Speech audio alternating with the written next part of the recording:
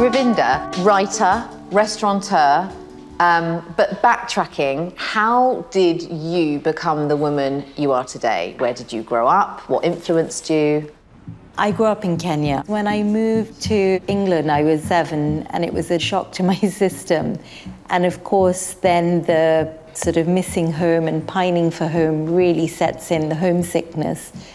And I think for immigrants, it's food that you hold on to because you're trying to preserve your culture, you're trying to preserve your memories. It's a big deal to open your own restaurant, yes, which you did 5 years ago, almost. Yes. So you've survived a pandemic. You've gone into one of the hardest industries to succeed in.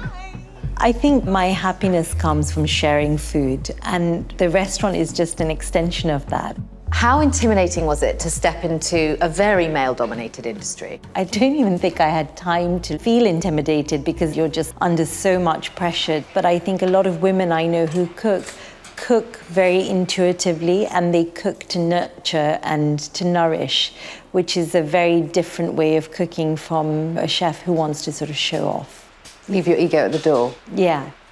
So Ravinder, you run a tight ship at the restaurant. How important is organisation, storage of food, preservation of all this fresh food you're buying? It's completely key. In fact, when anyone joins my kitchen, the first thing you need to do is learn how to be really organised. For me, it's always about the fridge. I'm one of those people who's constantly organising and reorganising my fridge. You know, we're investing all this money into the most excellent produce. And for me, it's about how do we store it so that it tastes at its freshest and optimal best. And I think actually that extends to your home kitchen. If you can't see things clearly, you're just never going to use them. If I see more, yes, I'm more likely to cook if I can see that there's pepper there, whereas things are sort of disorganised and getting lost at the back. They tend to just disappear. Exactly.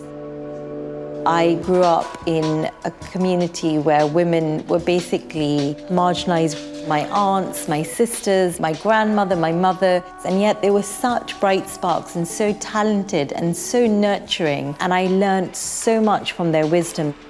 I want to keep their spirit alive in my kitchen, so actually when I stand at my pass, I really do feel that they're standing behind me, encouraging me. And oh, I love that. I feel the responsibility.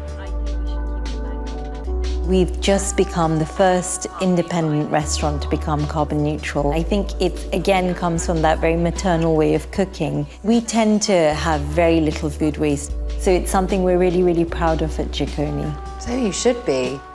If you had to sum up your signature, what is your signature? I think my signature is storytelling, and it's about a narrative that's diverse, that's about saying, as cultures, we should celebrate the intricacies of our differences, but also celebrate the richness of our similarities. And I think what is wonderful about immigrant food is that ache of what you've left behind, but the wonder of your new landscape. And that's what I do through my food. Thank you so much. This was brilliant. My absolute pleasure. Thank you for having me.